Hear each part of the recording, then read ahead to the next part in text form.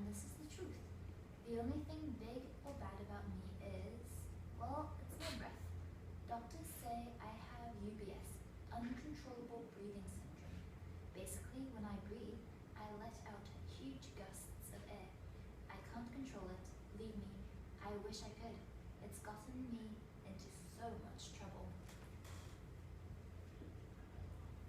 Life with UBS is tough. I breathe out and garbage bins tumble down the streets. Trees tip over. On really bad days, airplanes teeter off course. I can't play a proper game of sports. Balls shoot into the air, never to be seen again.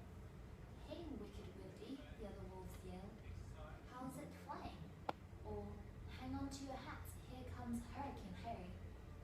It's a lonely life, that's why I left the pack not long ago, hoping to make new friends. One day, I came upon a straw house in the forest. A little pig stood inside, stirring a pot of soup. I've never known any pigs, but I've heard they were nice, upstanding creatures. I thought I might enjoy having a pig as a buddy. I called Little Pig, Little... Whoosh! The house exploded. Straw flew everywhere. The startled pig took one look at me and jumped right into the boiling pot of soup. Wanting to apologize, I peeked into the pot. No pig, just a fat, juicy ham. I took a few bites. Delicious. That pig, wherever he was, sure could cook a good soup. Early into the forest, I came upon a house made of wood.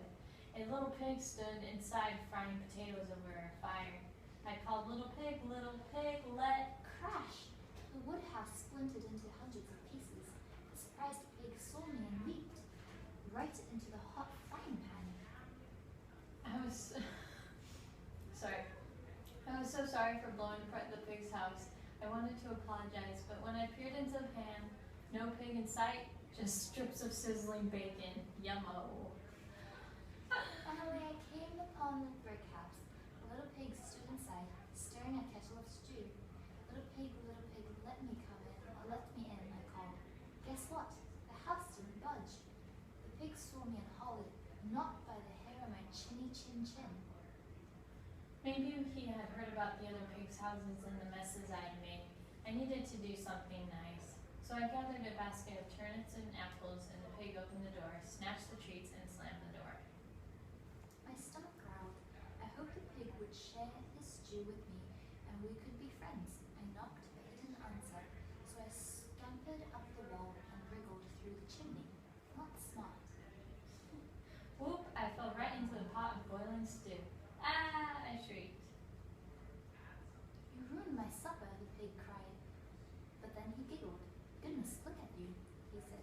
With your fur burnt off, you look like a pig. I did look awfully pink. I'm sorry I was mean earlier, said the pig, whose name was Mort for short. Wolves don't usually want to be friends with pigs. They usually want to eat them. I told Mort about my UBS and how the other wolves bullied me about it. Have you ever tried using it for good? He asked. What do you mean? I asked. Come on, I'll show you. Mort led me to a little blue house. Inside, the girl was huffing and puffing, trying to blow out her birthday candles. Mort nudged me, and I leaned into the window and blew. The candles went out, and the kids cheered. Later, we found a group of children trying to fly their kites. The day was calm, and the kites wouldn't move. But when I breathed in their direction, the kites sailed into the air. So that's my story. Mort and I have become good friends, and his house is so sturdy. I never worry about blowing it down by accident. He made stew again tonight. No meat in here? I asked. I don't eat meat, he said. Not even bacon? Mort shook his head inside. No, Wolf, not even bacon.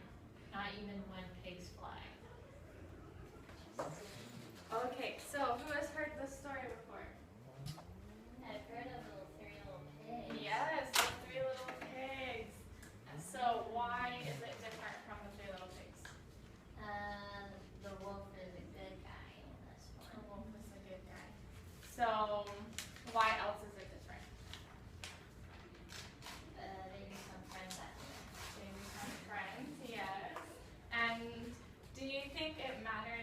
well, who told the story in the first book, The Three Little Pigs? Mm-hmm. Who told the story? Yeah. Wolf told the story in this one. The wolf told the story in this one. The pigs told the story in the first one. Do you think that makes a difference in stories? Maybe. Yes. So today we're going to learn more about point of view and how you can analyze in stories to see who told the story, to see if it makes a difference. We have two outcomes for today. Penelope, can you read the first one? Students can distinguish between first and third person point of views. And Sarah, can you read the second? Students can clearly explain and discuss first and third person point of views with their group mates. Good. So as we're talking about point of views today, does anyone already know about point of views? Little bit. Just a little bit of knowledge. Good. So today I'm not going to be teaching, you guys are going to be teaching. So I'm going to explain the activities. So before you move and change, let me explain it and make sure you guys understand. So first, we're going to put you in groups. So Sarah, you'll be with Penelope. And one of you is going to get first person point of view. And then the other person will get third person point of view. So we're going to take a couple minutes and just read over the readings and make sure you can underline, highlight, make sure you understand the main ideas in the reading. Next, we're going to go to our expert groups, and all the first person point of views will be together, and all the third person point of views will be together. And they'll discuss and teach each other to make sure they fully understand. And last, we're going to get back into groups, and then you are going to teach what you learned to your group mates. Does that make sense? Okay, so what is the first step? We will read it by ourselves. Read it by yourselves. And then the second step? Get into expert groups. Yes, do expert groups. And then the last part? We'll come back and share. Yes, perfect. Okay.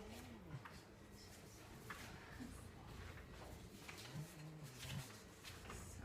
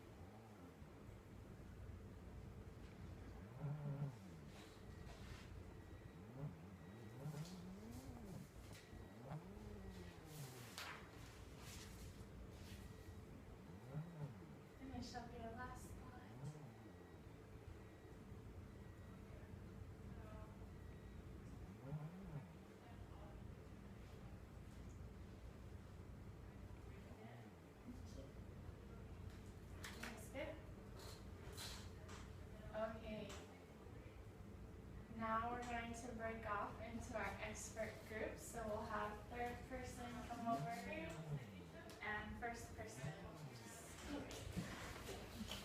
Bye-bye.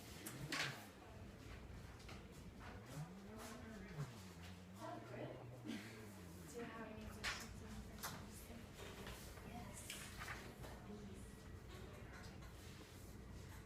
These two?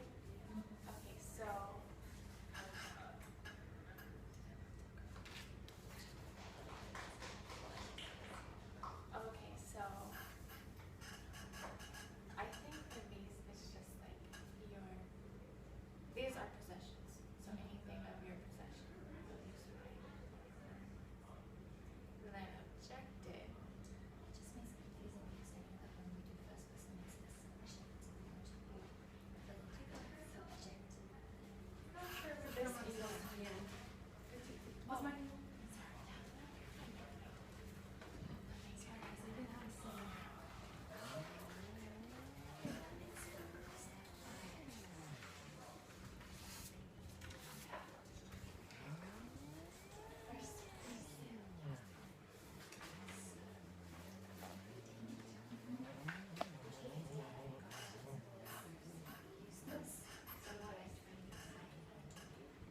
Most comments on you talking about others and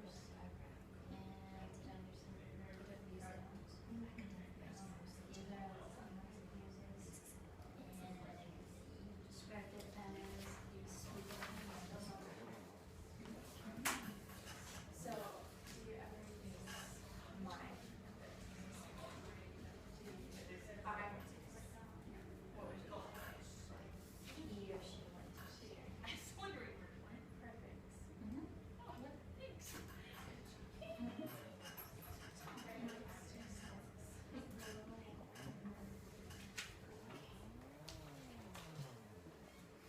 So, objective. This one, what does it say about it?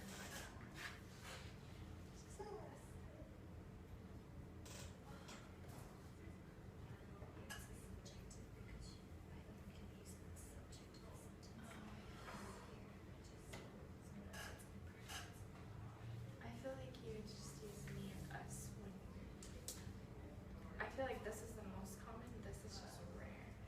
And sometimes there are me and us in a sentence, so they just put it as first person. Does that make sense?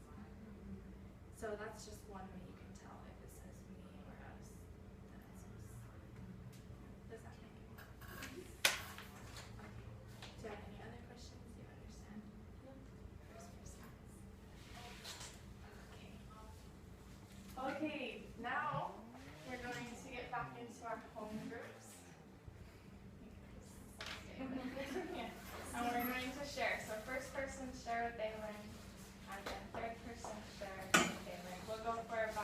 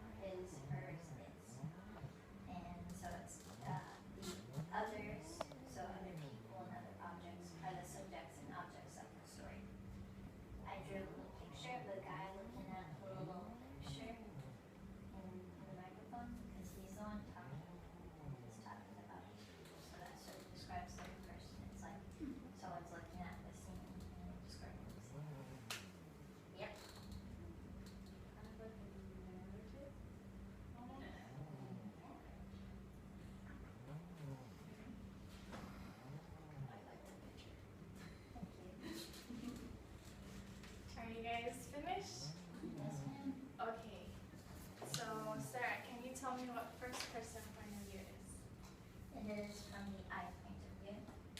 Reason for autobiographical, and it's not for formality.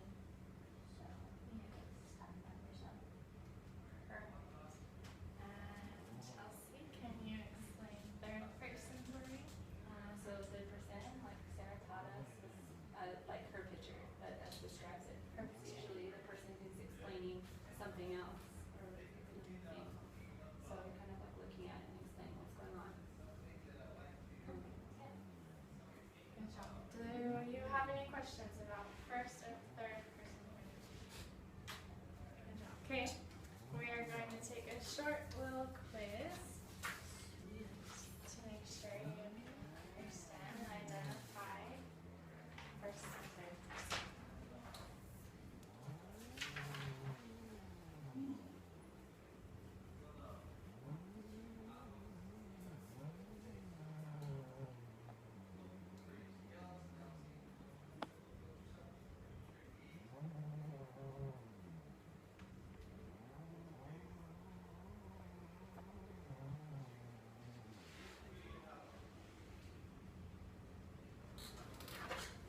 Where do we explain our reasons?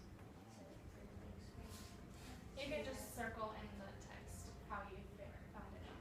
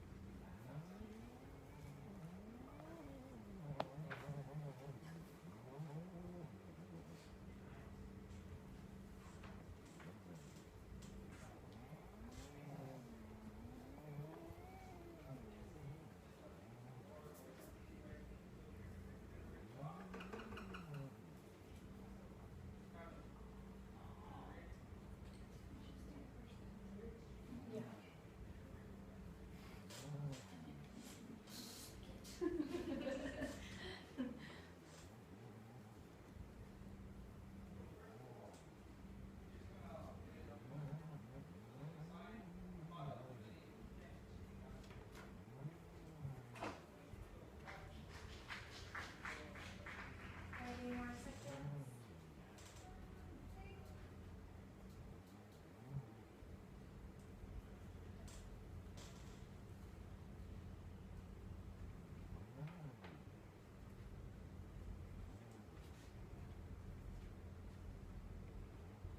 Seconds. Okay, so who wants to share what they got for the first one? Oh, go ahead, Sarah. First person, and how did you figure that out? Because it says mine, I, me, myself, mine. Good, yes. Did everyone get first person? Perfect. Second one. Chelsea, do you want to do it? Sure. That one I thought was kind of confusing at first because the first words I thought, my first instinct was third because I saw he, and then I saw the I, so I kind of read it again, and I think it would be first. First person, yes. Perfect. So whenever it says I, you have to always change it back to first person. Good. Penelope, you want to do another thing? It's third person because there's no I, just she and her. She and her, yes. Good job. Okay, number 4. Did everyone get third person? 5, who got first person? Perfect. And the last one, what did you guys come up with? Third person. Perfect. Let me click those.